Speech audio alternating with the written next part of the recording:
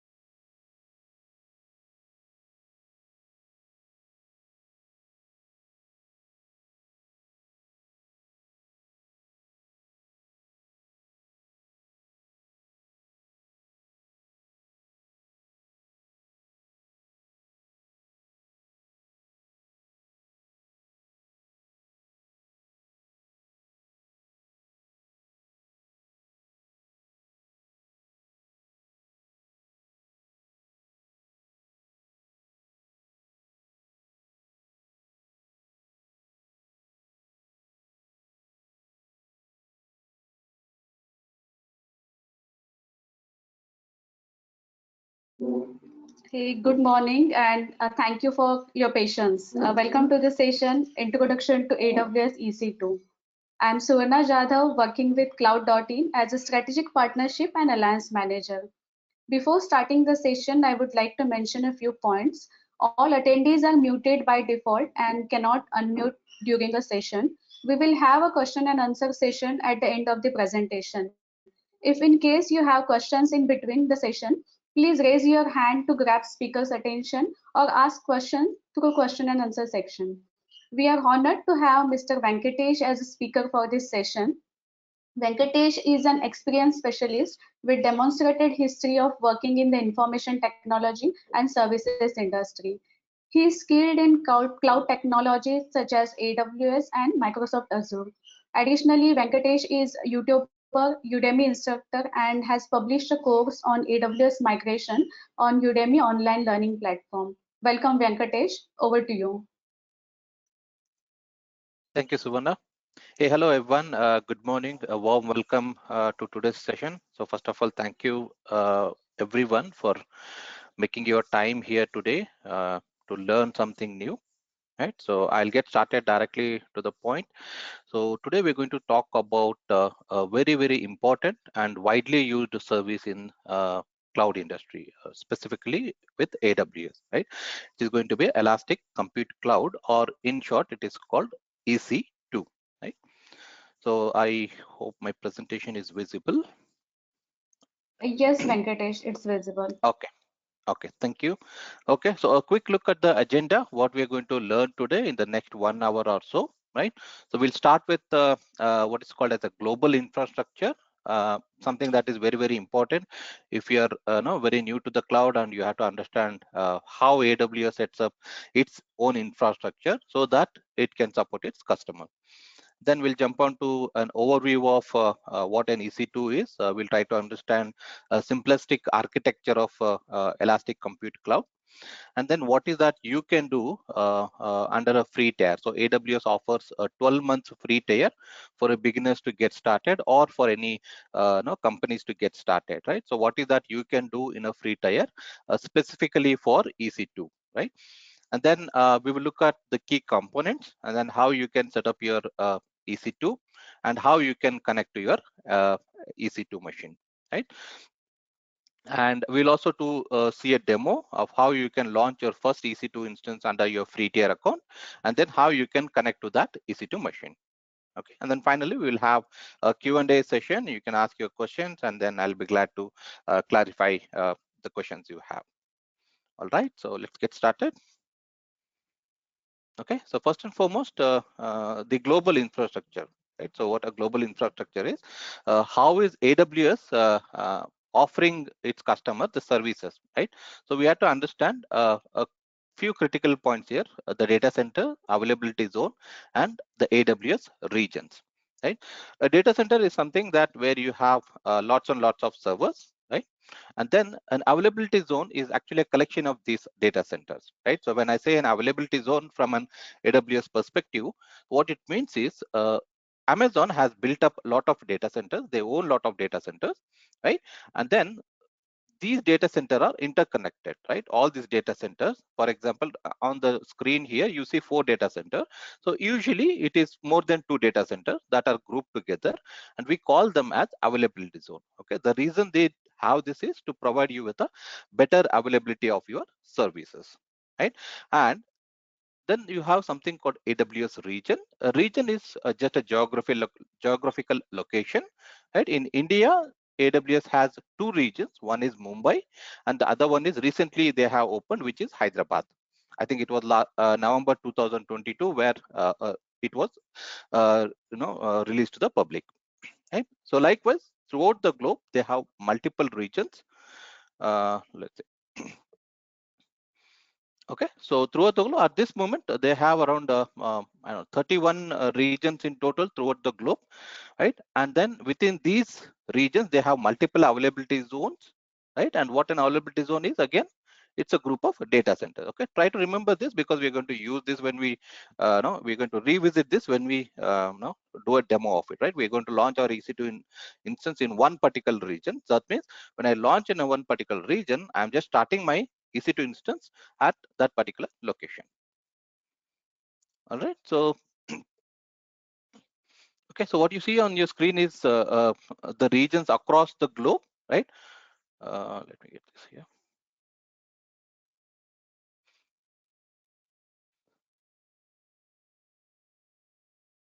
Okay, so this, sorry. Okay, so you have US region here.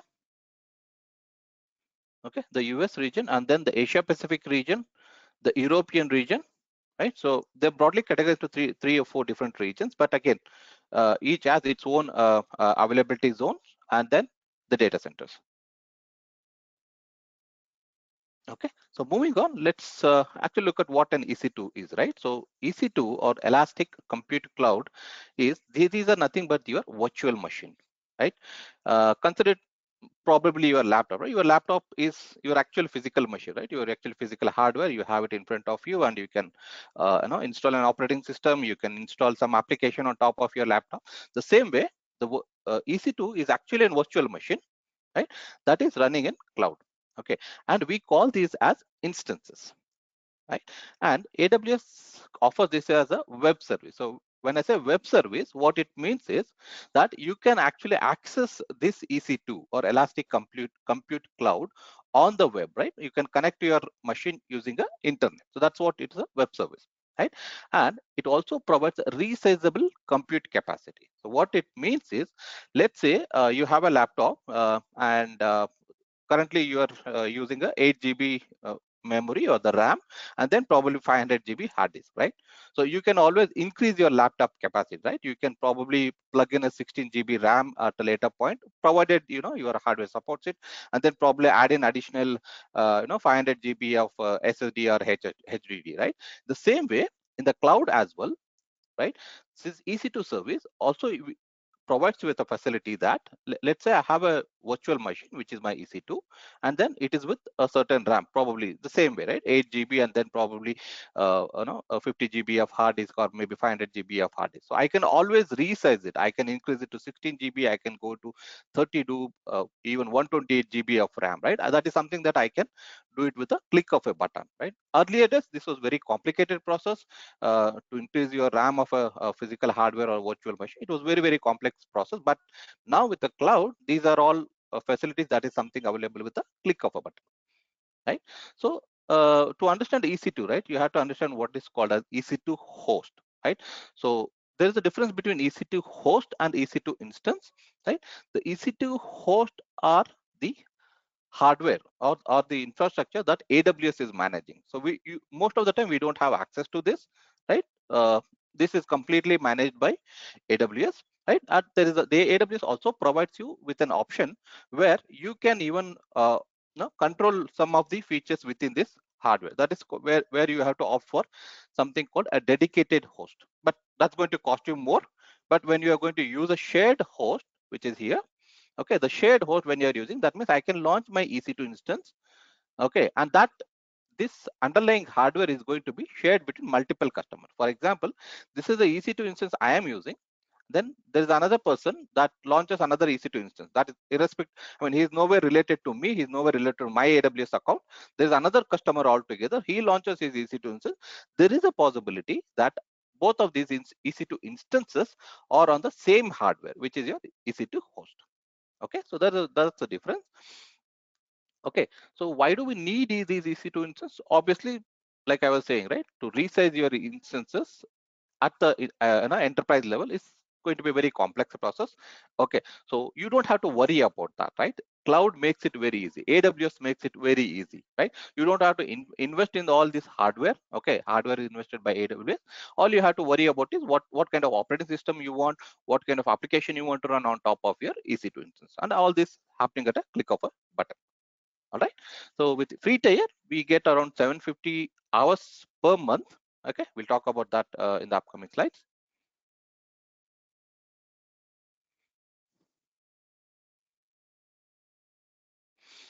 All right.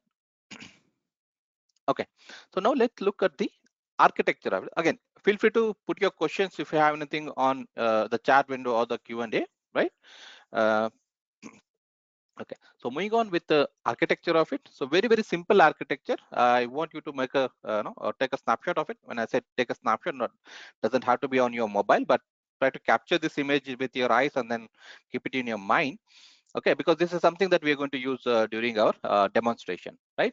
So a typical architecture is something like this, right? Okay, so this is my EC2 instance, okay, or this is my AWS account, right? So in order to launch my EC2 instance, I need an AWS account, okay, and then I'm going to select a particular region where I want to launch my EC2 instance, right? It can be Mumbai, Hyderabad, or US East one as Northern Virginia, right? I can be launching it in any of the European regions, right? Ireland or something, Poland, all the stuff, right? So now within this region, I have something called availability zone, right? So we talked about availability zone, right? This is nothing but the group of data centers, right? So within this availability, I'm going to launch my EC2 instance. Okay, so there's some key components here. So when I launch my EC2 instance here, I'm going to attach a security group here, right? So this security group is responsible for letting the users to connect to this EC2 instance, right? So I'm going to define some kind of a rules or a protocols here that tells me that only an user, okay, only this particular user can connect to my EC2 instance, or which users can connect to my instances. Okay, I'm going to define certain rules here. Okay, and we are going to connect it via the internet. Okay, and in order to connect to this EC2 machine, right? So as a user, I should be allowed to bypass the security group. So consider these as the virtual firewall, right? So I have to bypass the security group, and then I need to have something called a key pair, right? I need to have something called a private key pair, okay, private key, okay, and then my security group should be allowing me to connect to my EC2 instance, right? So whenever I launch an EC2 instance, it comes with a default root volume. So this is something like, whenever you build your new laptop, right? You have something called a C drive, right? That we call it as a root volume, right? It can be, it's the same for your Linux instances, right? So consider this as your C drive, right? This is like your, your virtual machine or your laptop with Windows operating system, and it has a C drive, right? So that's how it is. Okay, and moving on, let's look at the free tier options, right? So whenever you create your AWS account, if you're a beginner and you are learning, right, you always get a 12 months free to use AWS services. Again, free doesn't mean that you can use all the services, but there is certain limitations, right? If you go to this website here, I'll share these links at the end of this presentation, right? And you will have different services. What is that AWS offers under free tier, right? For example, if I have an EC2, right? If I'm going to launch an EC2 machine or the virtual server in the cloud, what is that I get with a free tier?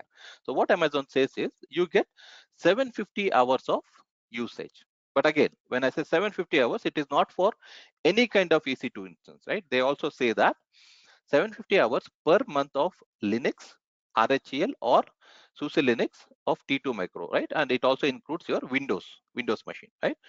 Okay. Again, you can even launch a Mac instances under AWS Cloud, but these are typically not covered under free tier, right? You can launch Linux-based instances or a Windows-based instances, and they have to be either a T2 Micro or a T3 Micro. We call this as an instance type, right? So these are no eligible for your free tier. There's again another class called T4G small. We'll talk about that in the upcoming slide. That is also eligible for free tier. Okay, so if I have to do a simple calculations here, right? So let's say I have my AWS account. I have started learning my AWS, and then I launch my T2 micro instance. Okay, and then I just leave it on, right? I never stop that instance, and I'm running it for entire month. So your billing happens first of every month.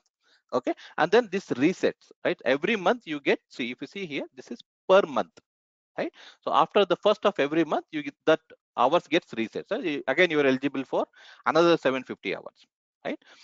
Okay, this is a time-based calculation. So for example, if I had to see this, right, a simple calculation, if I run one T2 micro instance throughout the day for all the 30 days, so the total calculation will be around 720 hours. That means I will still be charged zero. There won't be any charge for me with my billing. But if I have two EC2 instances, right, two T2 micro instance, obviously I'm going to use the usage per hour. I mean, the hours usage will be double what this, right, which is 1440 hours. So what it means is your first 750 hours are free. So whatever is left after that, is it, which is 690 hours, is what you are going to get charged. Again, the charge is not very high. It is very, very minimal. For a T2 micro instance, if you see here, if you do a rough calculation, that costs you around $8 a month, or that's around 660 rupees per month. Okay. Again, remember, you only charge for your running instances. Okay. The moment you stop your EC2 instance, then this hours, right, this clock will stop, right? Let's say I have started my EC2 instance. After 4 hours, I stop that EC2 instances, right? That means my cap is stopped at 4 hours. Okay. Similarly, but if you have another instance, that time hour is still running. Okay, and you are not charged for the stopped instances. Okay, but again, you have to be very careful, right? Whenever you are starting with cloud, right, each and every service has its own pricing. For example, here we talked about EC2 instance, right? EC2 instance has an EBS volume attached, right? So the charges for your EC2 instance are separate. The charges for your EBS volume, right, this is we call elastic block store. Okay, we talked about that C drive, right? So that the charges for this volume will also differ. Okay, again, under free tier, okay, under free tier, you get a 30 GB of block drive. That means I can assign my C drive as 30 GB, right? Until at that 30 GB storage, I am allowed to use my free tier account. Anything that goes beyond 30 GB is when I start getting charged for this. Okay. All right. So these are some of the free tier EC2 instances that you can use with your free tier account, right? So the T2 micro, very, very widely used by the beginners or someone who's new to the cloud, is something that they start with T2 micro, and it offers you with 1 GB RAM and 1 virtual CPU. Okay, and then post that, this is what the charges are. So similarly, you can even use T3 micro. It comes with the 2 virtual CPU, and recently Amazon has announced another T instance family, which is T4G small. Okay, this comes with a 2 CPU and 2 GB RAM, but this is allowed until 31st of December. You can use this. Again, it is not necessary that this instance is available in all the regions. So we talked about the region, right?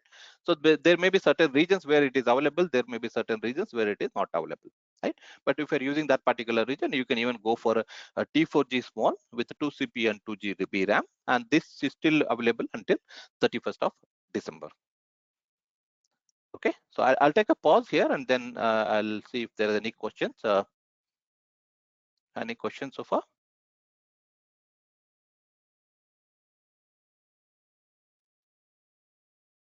There are no questions. Okay, all right, thank you. Okay.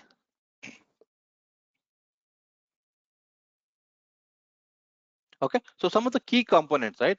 If say I have to launch my EC2 instance, I need to understand some of the key components of it. Okay, let's look at it. Right? So there is something called Amazon Machine Image, or we call it a AMI in short. So AMI is a template that contains the software configuration information. So consider it more like your operating system CD, right? So if you are built any of the Windows machine or a Linux machine, right? You used to have that operating system CD, right? You had in the olden days you had that CD, but now most of the things are being done with a pen drive. But even the pen drive has that image, right? So install your Windows machine, you have a image, right? This is something like that, right?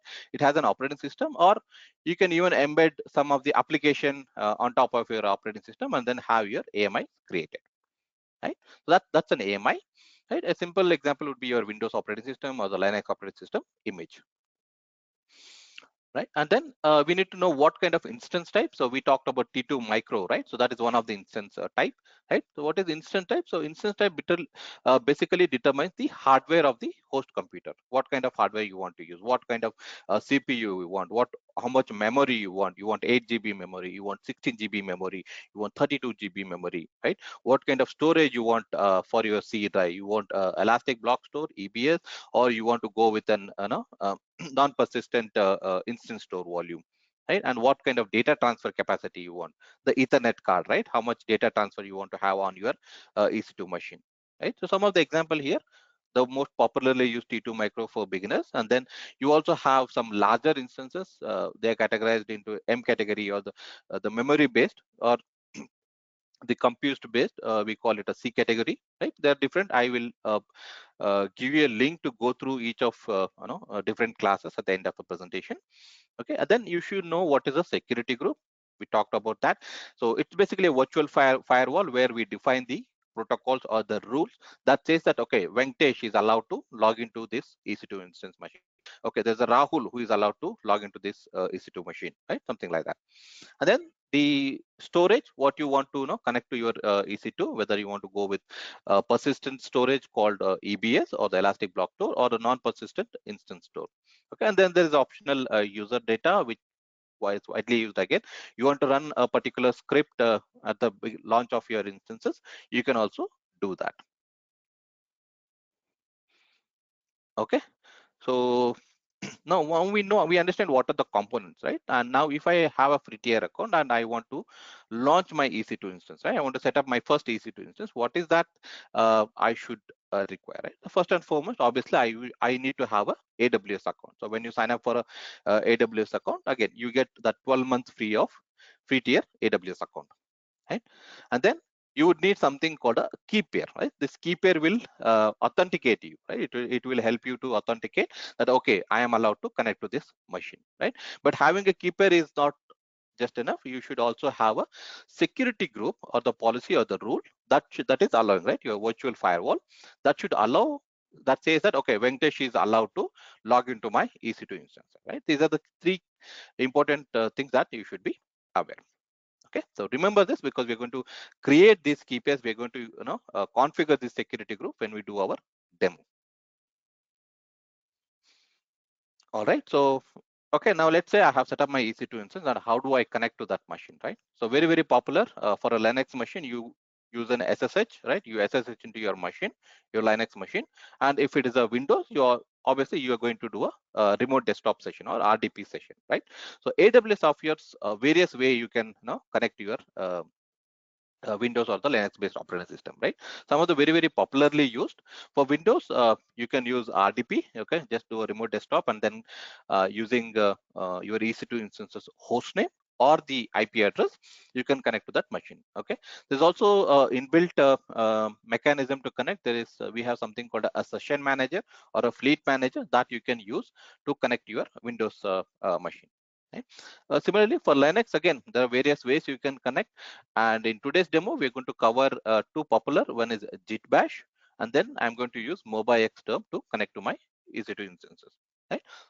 Okay, and there again, there's a putty which is again widely used, but my personal is I would not recommend it, because there have been some complications where the beginners have struggled a lot trying to use putty. They are not able to change the key pair or trying to modify the permission.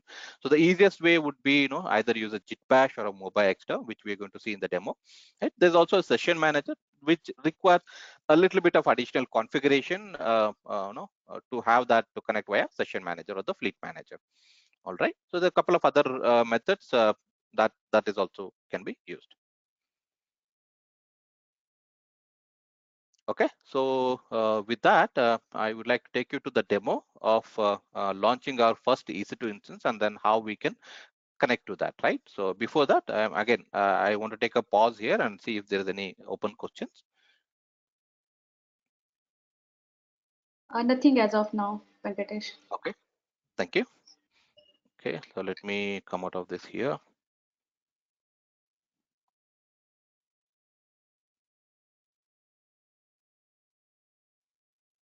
Okay, so I'm logged into my AWS console. I've, let me end this here.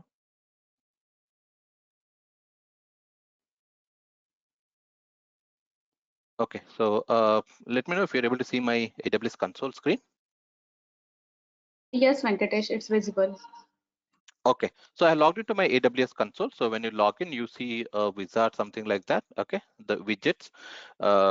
These are something that I have recently used, or the services that I have used. And there is a couple of other widgets. Talks about AWS Health, and then what is the cost that I'll be charged for the end of this month. Okay, these are again configurable. You can add, remove, and then probably move around into different something like that, right? That is fine. Okay, now we are interested in EC2, right? So if I have to search for an EC2 instance service, I can either click on this service tab over here, okay, and then look for compute, and then I have EC2, right? This is one way. Or there is a search bar over here. I can just go here and then type EC2. Okay, this will take me to the service, EC2 service, and if you just click on a star mark here, it gets bookmarked over in this screen, right? So if you want to bookmark regular services, you can do that. It gets bookmarked here. Okay, I'll go to this EC2 here.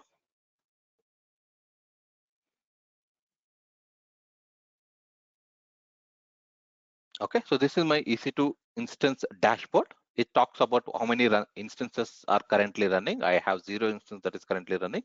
And then what is the total number of instance in my particular region, which is again 0. We talked about key pairs. So currently I have 2 key pairs. And then we talked about security groups. I have around 11 security group, right? And the rest of things I don't really have any snapshot or any of the EBS volumes or anything as that, right? Okay, and then we talked about regions, right? So here, if you see here, you have on the top right hand side of your screen, you see the regions here, right? So this is your US region. So you have Northern Virginia, which is US East 1, and then Ohio, US East 2. Similarly, we have, when you come to Asia Pacific region, we have Mumbai, Hyderabad, and then Singapore, Sydney, Tokyo, and other things, right? So wherever you want to launch it, so we talked about that regions and availability zone and the data centers, right? So this is where, right? So if I'm going with this particular region, US East 1, and then I launch an EC2 instance here, so that means I am actually launching this EC2 instance somewhere in Northern Virginia, right? And the instance I launch in Northern Virginia are independent of the instance that I launch in another region, right? So you have to be very careful where you are launching your EC2 instance. Okay, normally we select this region based on your customer requirement, right? Let's say I have a customer who's based out of India, right? So I would obviously be selecting a region closer to my Indian customer, right? So his business is entirely based out of India, so that means I'll be either choosing Mumbai or Hyderabad, right? If I have a customer who is in US based or probably European based, right? So I'm going to choose a region which is from Europe, right, which is closer to a customer location. There are other criteria where we have to make a choice which region you want to do, right? Depending on that, we are going to select that particular region, right? For today's demo, let's say I'm going to select Mumbai. Okay, so that means I'm going to launch an EC2 instance. I'm going to launch a virtual machine in a data center somewhere that is in Mumbai, right? We don't know where that is, but it is in Mumbai. Okay, so if I go to this screen, the screen looks similar, but the content of it, right? If you see the Northern Virginia, I had 2 key pairs and around 11 security group, but in Mumbai, I have 1 key pair and 2 security groups. Obviously, you can create more and more key pairs and more security groups as per your requirement. Okay. Now, on this screen, what you see on the left-hand side is all about your EC2 instance, what all options it offers. So for a time constraint, we'll not be able to talk about everything, but we'll try to keep it short and we'll try to cover what is the important aspects of it, right? Okay, you can go through this all different options over here. Now, if I have to launch my first EC2 instance, right, I have a couple of options here. Either there's an option called launch instance button here. I can choose this, okay, or I can just select an instance over here, or I can select instances over here. Okay, it all takes me to the same screen. Okay, I go to here and then I have an option to launch an instance. So this screen shows what all instances are currently running or in stop. Right now I don't have any instances in this particular region, right? In Mumbai I don't have any instances. Okay, so now I can either launch from again here, or I can use this button. Okay, I'll use this button. Okay, so we talked about the key components, right? That's what we're going to see here. Okay, so I want to launch an EC2 instance, and I want to call this my demo Linux. Right? I'm trying to launch a Linux based instances. Okay, then we talked about AMI, right? The software configuration. So I have multiple options to select the AMIs. If you see here, I have an Amazon based Linux machine. I can launch an Ubuntu machine. I can launch Red Hat based Linux machine. I also have Windows, right? These are very popularly used. That's why you see a thumbnail over here. Or you want to have any specific requirement, you can browse for more AMIs here, right? So you have more and more. You have on the Mac, right? But this is not something that is free tier eligible, right? For example, you see a tag here, right? So this particular AMI, if I'm going to launch an EC2 instance using this AMI, this is eligible under free tier. But if I launch this AMI, then that is going to be charged, right? These are not eligible under free tier. So you have to be very careful what AMI you are going to select. Okay. So similarly, for example, if I select this one, okay, there is a Red Hat version of this that I can go, which is eligible for free tier. But whereas this AMI, okay, this is not available under free tier. Okay, so make sure that you are selecting an AMI which is tagged for free tier. Okay, when you are starting your journey to AWS, or starting to launch your first EC2 instance. Okay, so I am going to go with this Amazon Linux. Okay, so that's what it is populated here, and here also it says it is free tier eligible, right? Whatever we saw on the other screen, right? These are the same stuffs what you see here in the drop down button. Okay, so make sure you are selecting the right one. Okay. Okay, so before that, let's do one thing, right? So we talked about the key pace and the security group, right? So let's have our prerequisite completed and then come back to launching these EC2 instances. I can also do that on the same screen, but let's have a prerequisite done and then come back to this screen, right? Okay, I'll go back to instances again. Okay, on the dashboard. So first thing we talked about, right? We need a key pair and a security group. Okay, I click on a key pair here. I can click here, or if I scroll down on the left side, I also have the same options here, key pair and security groups. Okay, either should be fine. Okay, so there is one key pair that is already created, but for today's demo, let's create a new key pair, right? So this is a one-time a key pair that you can use for any number of EC2 instances that you are going to create. Okay, just click on a create key pair. Let's name that key pair as demo. Okay, I'm using this in Mumbai. Let's call this KP, right? KP is for key pair. Okay, you can name anything that is more friendly for you. Okay, and then I have an option to select the key pair type, right? So RSA is something that I can use that key pair to connect to my Linux based instances as well as Windows based instances. If I select an ED25519, so with this key pair I'll be able to connect only to my Linux based instance. Okay, this type of key pair will not allow me to connect to my Windows instances. So for now I'll go with an RSA, and then you have option to either select a PPK file that you can use with PuTTY, or a PEM based key file that you can use with other SSH clients, right? I'm going with PEM based SSH key. I feel it's more friendly and more user friendly, and then I can use it for lot better way to connect, right? I'll go with an RSA and PEM, and then there is an optional tags that you can use, and then let's say create key pair. Okay, the moment you create your key pair, this is the one we have created, and then there's a file that gets downloaded, right? We talked about the private key, right? So this is the private key that you would require to connect to your EC2 instances. Okay, so be sure that you store this in some secure location, and not to lose this key file, or do not share it with anybody else, right? So this is a very important. Okay, so I have this key pair downloaded here. Okay, fine, I'll have it here. Okay, now we are done with the key pair. Now let's go to the second requirement, which is my security group, right? I need to define a security group that allows to connect. I click on a security group here. Again, I have a couple of security groups here.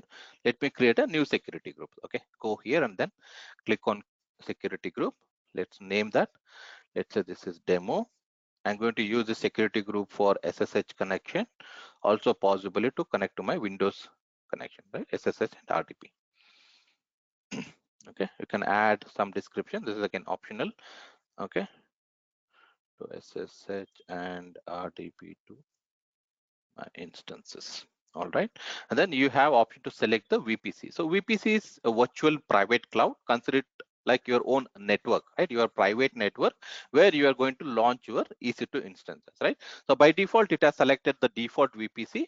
Okay, if you have multiple VPCs in your a particular region of particular account, then you have an option to select. Okay, if you're a beginner, this is the only VPC available, or if I delete this, it shows me the multiple VPCs what I have. By default, you will have one VPC, which is your default VPC. Okay, I'm going to go with that. Now this is important, right? The inbound rules. The inbound rules is something that tells you who is allowed to connect to my EC2 instance, right? Now let's define these inbound rules. Okay, what I'm going to do is I'm going to click on add rule. Okay, so here you can select what type of no packets you want to send, right? I want to do an SSH to my Linux based machine, or I want to do an RDP to my Windows based machine, right? So there are some pre-configured details that is available. You can choose. For example, I have SSH. I'll select SSH. So it automatically selects the port that is required for SSH. And then you have the source. So who is supposed to connect, right? I can just click on a drop down button. Okay. If I select anywhere IPv4, okay, let's see what happens. So it is coming out with all the IPs, right? Anybody in the world can connect to my EC2 machine, provided they have the key pair. Okay, this is very, very risky, very, very dangerous. You don't want to do this, right? Never ever do this, even while you are practicing, right? So what I'm going to do is, instead of allowing everybody to connect to my EC2 instance, what I'm going to do, I'm going to select only my IP, right? I'll select my IP here, which populates my current public IP, right? This is the IP address of my laptop, the one I am currently using. Okay, so if I want someone else also to do it, I need to know their IP. For example, if somebody in the class want to connect to my EC2 instance, they need to have my key pair, and then I have to allow their IP address. So you have to tell me what is the IP address of your laptop, and then I can basically add, right? How do I add that? I can again go to the same one. I say SSH. So instead of selling my IP, I'm going to say custom, and then let's say I'll add something, right? 192.168.2.3/32. Let's say this is IP address of one of the participants in the class, right? And they want to connect, so I have to allow them, right? I have to allow them. So this is what I'm going to select. Okay. Okay, this is something that you can define. Okay, for now, okay, SSH is fine. Let's say I have a Windows instance and I want to connect to that. I can even define the same rule over here. The RDP again, it select automatic the port. I'll say I should be able to connect from my IP. Okay, the description is optional. You can fill it so that people know that what is this for, right? SSH from, let's say, Venkatesh PC or laptop, right? And this is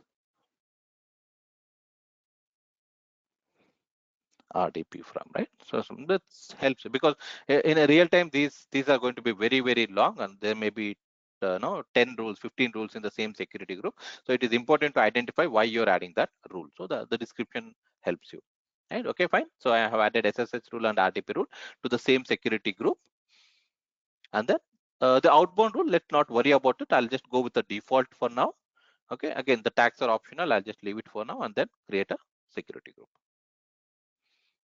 All right, so my security group is created. If I go back to the security group console, if I see, this is the newly created security group. Okay, so this one I have here.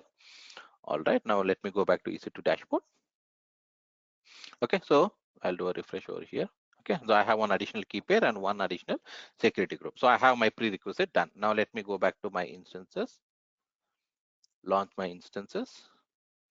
Let's select this demo Linux.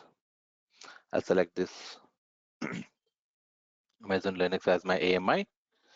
Okay, I'm going to go with T2 micro because this is a free tier eligible. If I go to further down here, I have different classes, right? So see, for example, if I go to T3 2X large, it offers me 8 virtual CPU and 32 GB RAM, right? Similarly, I have a lot of other classes, let's say M4.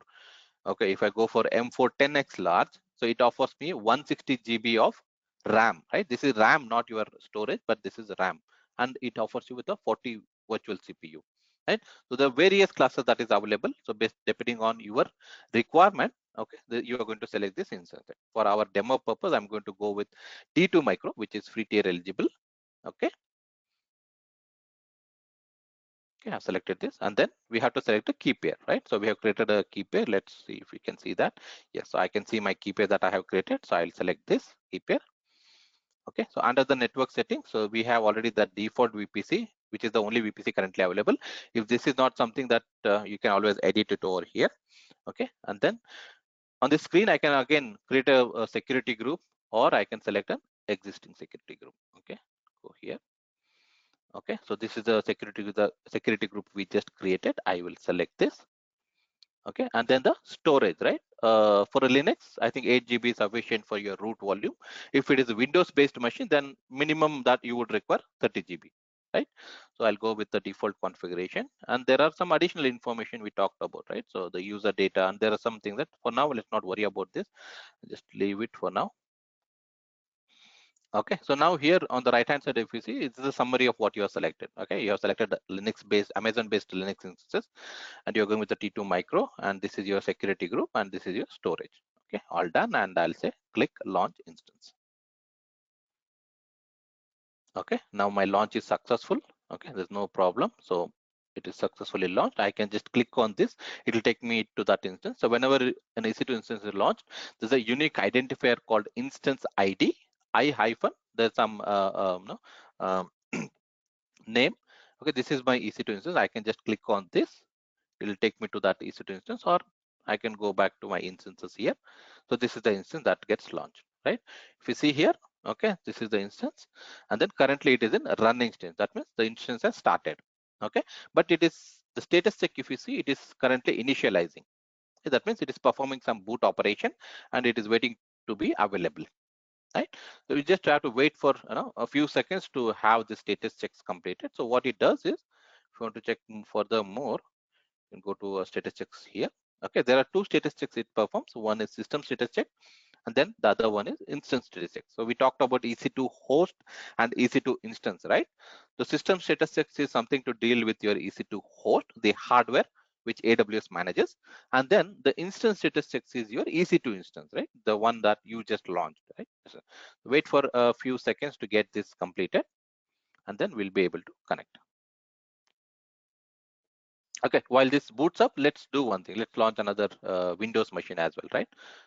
The same way, very, very simple, right? I will click on launch instance here. Okay, let's say this is demo-windows. So here I will select Windows operating system. Again, I have to make sure that it is free tier eligible. Okay, this is fine. Okay, I'm going with the T2 micro. This is also again free tier eligible. Key pair, I'm going to select what we created. Security group, because I have allowed RDP as well, so I'm going to select the same security group. If you see the storage here, right? For Windows, obviously you need minimum of 30 GB. There's no way you can reduce it. So I'm going with the default option, right? And then launch my instance. Very simple, right? So if you have the prerequisite, it's just a click of a button, you can launch your instance. I'll go back to my instance. I should see the second instance that is being launched, right? So now I have two instances. One is Windows and one is Linux. So if you see for a Linux based, it says that, okay, two of the two checks have passed. So that means my virtual machine is up and running fine. Now I want to connect to that, right? The simplest method is select this EC2 instance over here, okay, and then click on the connect button here. Okay. Click on connect. Okay, it offers you different ways of connecting, either to EC2 connect, the session manager, and then again I told you, right, there is a small configuration that you have to do to use a session manager, but otherwise the simplest is the SSH client. Okay, this is what we're going to use. Okay, so if you go to SSH client, it gives you an information like, okay, what is that you are supposed to do. It says open your SSH client, locate your private key file. Okay, fine. Okay, where my key file that is downloaded, right? I have that here, right? This is the key file that I have downloaded. Okay, I have that, and then it says run this command if necessary to ensure a key is not publicly viewable. Okay, fine. Okay, now we looked at the different options, right? So I'm going to use something called a git bash. Okay, you can download it from here. If you go to git, if you go for a git, okay, so you have to install this git on your laptop. Okay, when you install this git, make sure you are selecting that git bash as well in your option, so that install your git bash, the easiest way, right? The other way one is your moba xterm. Okay, look for moba xterm, and then there is a free version that is available. Okay, go to downloads. Okay, this free version you can probably use it, right? You can download this and then use it. I'll show you how to connect via mobile xterm as well. Okay, so other way is your git bash, right? Download this software, can install it, right? Okay, now back to this, right? So what it says, I had to run this particular command, right? So I have my key file here. I will open a git bash in the console here directly. Okay, I'll just right click on my Windows laptop and then let's say show more option. I have an option on my console here, open Git bash here, right?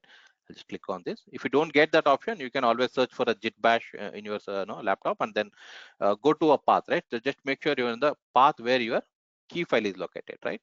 My key file is located in the downloads and Firefox download. So this is where my current path is, right? If I do a pwd, it gives me a path where I am in, and then if I do a ls, it gives me the key pair, right? That means I am in a right path where my key pair is available, right? Okay, I'm in a right path. Now what I will do is I'll go to the documentation. Okay, it says to run this command, right? So I'll just copy this, just click on this small square boxes here. Okay, the command is copied. I'll come back to git bash, paste it. Okay, press enter. Okay, it made it changes to the file permission, that is fine. Then it says connect to your EC2 instance using public DNS. I can use a public DNS, okay, or I can use a public IP. Either of them should work. When I say public IP, what it means is, okay, this is my public IP, right? When I go to that particular instance, I have this public IP and there is also a private IP. Okay, so either I can use this IP to connect to my EC2 instance, or I can use the DNS name, right? The public DNS. This is the public DNS what I have. I can use this to connect. Okay. Okay. So I'll just copy this. They are given the example. I'll just copy this. Okay. With my key pair already provided. Go back to my Git bash. Again, right click, paste it. Enlarge this. Okay. Press enter. Okay. It's asking for authentication. I'll say yes. Okay. Now if you see, I am currently logged into my EC2 machine, right? I'm inside my EC2 machine, and this has a IP address 172.31.37.200, which is your private IP address. It displays a private IP address. If I go back to this instance, if you see here, this is my private address, right? 172.31.37.200. Okay, I'm connected here. I can run any commands over here. df-h, okay, which tells me what is the file system I have. For example, we use that root volume as 8 GB, right? This is what it is, right? So this is my 8 GB volume. I can obviously add additional volumes as and when I require, right? We talked about that resizable virtual capacity, right? I can also do that. Okay, this should be the easiest way, simplest way to connect to your EC2 machine. Okay, let's look at the another way to connect, right? So this is fine. I'll just minimize this. So another simplest way is, okay, I was telling about this mobile X term, right? You can download this software, have it downloaded and installed. So I'll open that software. Okay, so this is my mobile xterm console. Okay, now I have to do a SSH session, right? So what I will do is, on the left hand side you have something called session. Click session. I want to do an SSH. Click SSH. Okay, what is the remote host name, right? So remote host name, I'm going to use the public IP of my EC2 instance. Okay, I need to know the public IP address of my EC2 instance. So I'll just copy this public IP. Okay, I can either use public IP or the public DNS. Either should work.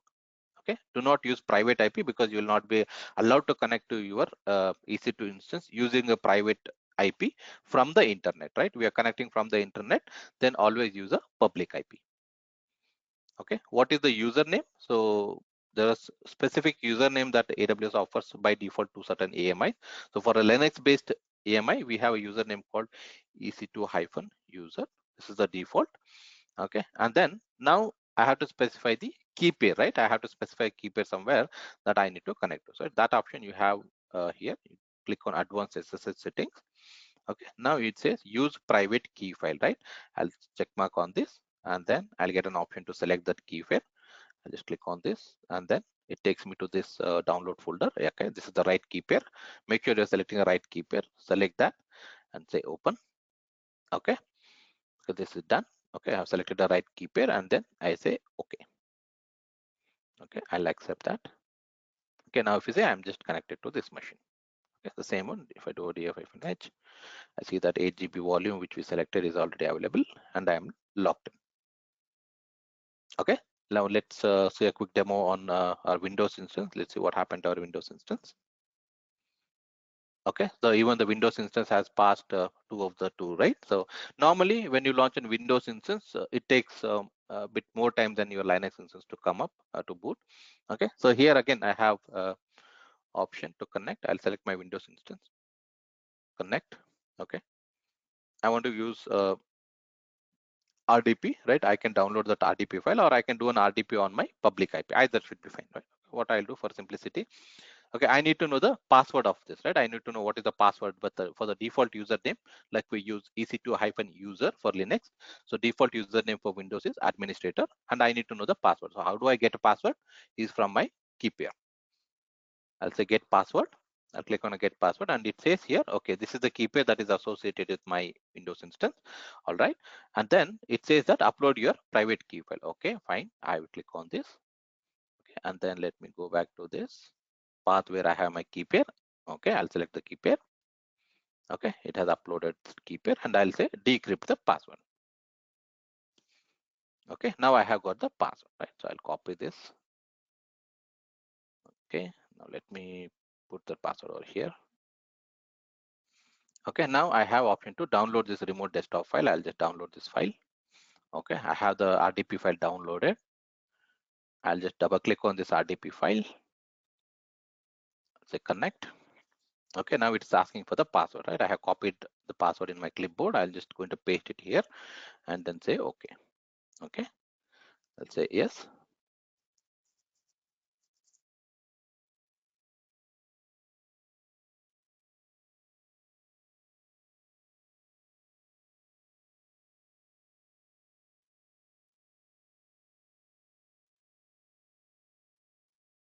Okay, it should take a couple of seconds, and then you should have your Windows instance ready.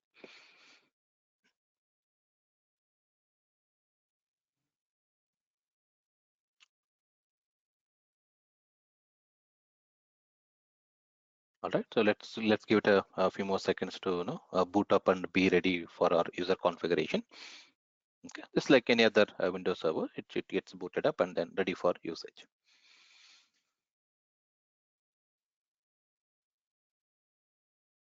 Okay, the same way because you have your C drive, right?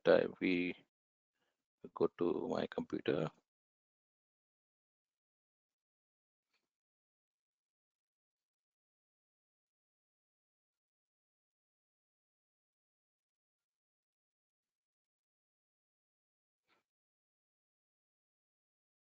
Okay, because this comes with that 1 GB RAM, right? So that's why it's kind of slow. So we have used that 30 GB RAM, right? So, sorry, 30 GB elastic block store or EBS. So that is your root volume, right? We talked about that root volume. That is this. Because I can even have additional volumes if I require, right? So here it talks about what is my server, right? So it's a T2 micro based instance, right? It has 1 GB RAM, and what is the IP address? All the details you will get it over here. All right. So one last thing, specifically if you're new to the cloud and if you are practicing cloud, right? Make sure that once your activity is completed, right? So once you are done with your demo or once you're done with your practice, always stop your EC2 instances. So that way you don't get charged, right? Like we talked about that free tier options, right? You are charged only when your instance is in running state, right? Whenever it is in running state, that is when you are charged. Okay, so if I don't want to incur a charges, what I can do is I can select this and then let's say instance state, go to instance state, and then I can stop this instance.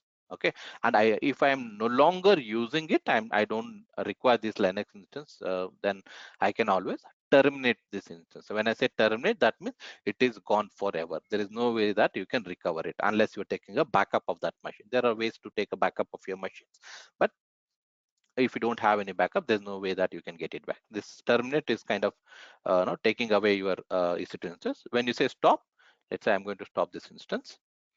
Okay, it goes to stop mode. You can always start it back again the next day when you start practicing something on your Linux machine, right? Something like that.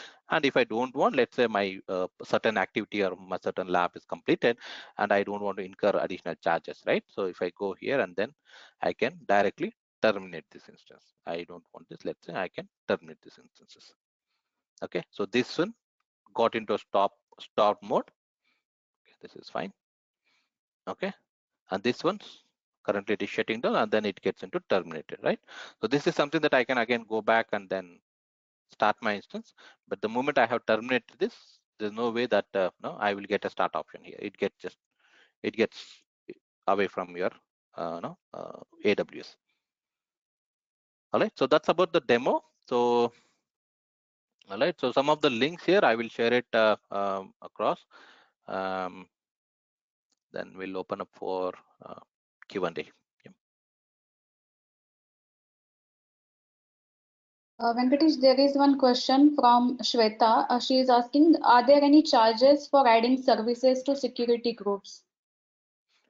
Okay, very good question. Like I was saying, each and everything that you use in AWS is chargeable, but there are certain items that are not chargeable. One of the example is security group. You can create any number of security. By default, there is a limit that the number of security group that you can create in a region. Right, there is a certain limit. I don't have the exact number, but you can also increase that number. Let's say tomorrow you have increased that limitation. For example, let's say I have 20 security groups that I've already created, and I need more. By default, there is a limitation, but you can talk to your customer, the AWS customer care, and tell them that I need additional additional quota to increase my security. They will allow it, and at the same time, the rules that you add to your security group, right? For example, let me go to the security group here. Okay, so we created this. Right, I can always go back to the security group and edit it. Right, I can always add more rules. There is no charge for this. There's no charge to creating a security group. There is no charge to adding these rules to the security group, but there is a limit how much you can add and how many security groups you can create, and that can also be increased after talking to AWS customer care. But one more thing, remember, I have used the public IP here, right? So the moment I restart my laptop, right, I have used my laptop IP. The moment I restart my laptop, my public IP is going to change, right? So the next time when you're trying to connect to the same EC2 instance, right, you have used this IP in your security group. So come back to your security group, see what is your IP, what is the IP of your laptop, and then make sure you're modifying this security group account. Otherwise, it says that, okay, you're not allowed to connect. Okay, it's an interesting thing to troubleshoot once you start learning AWS or the EC2 instances. Yeah. Thanks, Venkatesh. The second question is from Pratik. He's asking what is IOPS and how to choose EBS with suitable IOPS. Okay, good question again. IOPS is your input or output per second, right? So let's say you have a application, right? You have a database application that you want to um, run on top of your EC2 instance, right? So we talked about the instance types here, right? So let me show you this.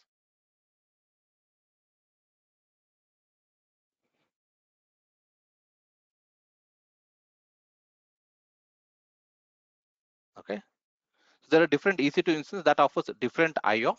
Okay, for example, if you want to run your database based application, right, so obviously you need a higher input and output operation. So for database based operations, you have something called a memory optimized instances that offers your higher IOPS.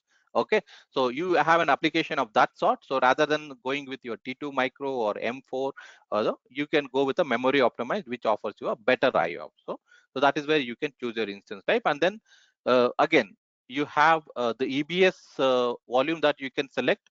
Okay, again on EBS you have general or general purpose, and then you have IO optimized EBS volumes that you can also select. Right? So depending on your application, you will have that option to select your type of EC2 instance, also the type of EBS block store. So the choice completely Thanks. depends on what is your application and what kind of instance type you want to add in. Okay, I hope that answers the question.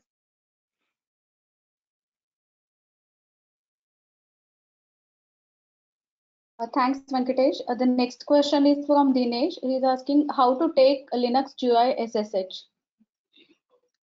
So sorry, come again, please. It's how to take Linux GUI SSH.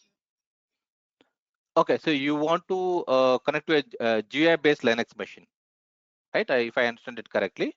right? So connection is, again, if you want to connect to an SSH, you can use any of the SSH tools like the mobile external Patia. But if you want to use a GUI based, again, there are certain AMIs that offers Linux based.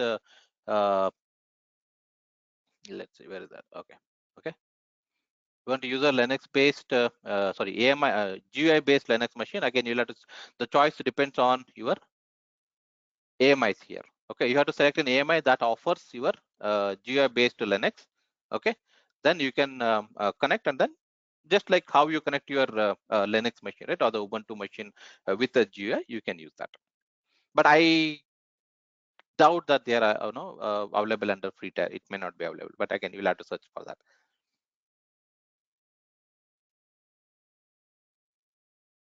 Okay, hope that answers the question. Thanks, Venkatesh. Next question is from Arindam.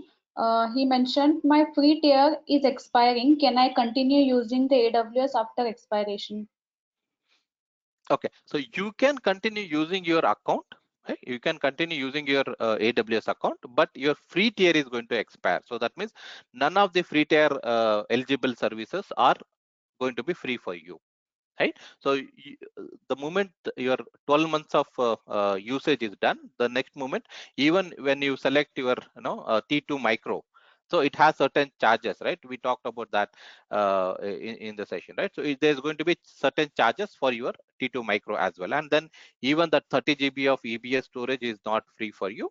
So whenever you launch even a T2 micro with 8 GB of EBS storage, you will still be charged for it. But you can definitely use your account going forward, but you are going to be charged for every service that you're going to use.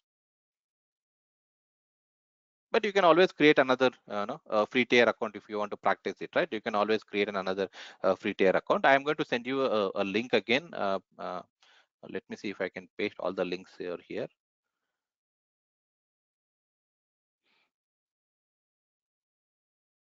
I'm trying to put it in the chat window. Hopefully you should be able to see it. Yeah. Okay, so there's a video around how to create a free tier account. There is links around what a free tier, what is that you can do from a free tier, all that detail. Okay. Okay, so go to the next question. Sure. The next question is from Dinesh. It's not related to session, but he's asking in general that how someone can take cloud job roles as a fresher graduate. Okay, as a fresher, again, depends on your knowledge with cloud. Okay, so if you're graduating from any of the colleges, and I'm not sure how much is a college syllabus is teaching you around cloud. Okay, but there are certain trainings and certification that you can complete externally. So to get started, there is a very basic foundation training and certification available from AWS. It's called Cloud Practitioner. Okay, so you can get started with that, probably complete a certification to get to know more and more AWS services. That's a foundation. And then the next is associate level certification. You have AWS Solution Architect Associate that you can complete. Okay, so these are very, very value added for your resume, as well as for you to get into a cloud-based job. Right? Again, don't do the certification just for the name of it. Okay, just to add a value to a certification, value to your resume, but try to understand the logic behind it, what that service offers us, what is that you can use that service for, right? That really helps. I hope that answers the question. Thanks, Venkatesh. If there are any more questions, feel free to type in the question section.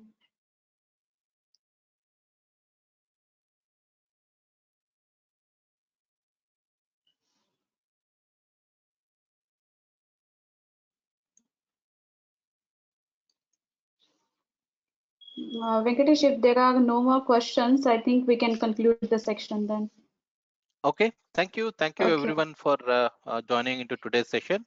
So feel free to connect with me on my LinkedIn or a Twitter.